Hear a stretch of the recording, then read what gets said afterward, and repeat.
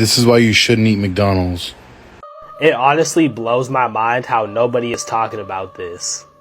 Watch this video of a man literally pouring lava onto a McDonald's burger and see what happens to it.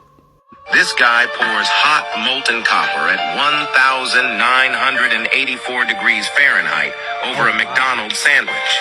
At that temperature, the copper should slice right through the sandwich, like a hot knife through butter. But as you see, the bread doesn't disintegrate, the meat turns to rubber, and even the pickles and lettuce are left untouched. No wonder your stomach can't digest fast food. The food is engineered not to be digested, which causes it to sit in your intestine, which makes you gain weight and leads to diabetes and other gut-based abnormalities, leading to more disease. If you love yourself, if you love your children, stop feeding them this poison. If this is not reason enough to stop giving your kids McDonald's, then think of the disease that will come from fake foods, like diabetes, cancer, obesity, and many more. Share this video and tag your friends. We can save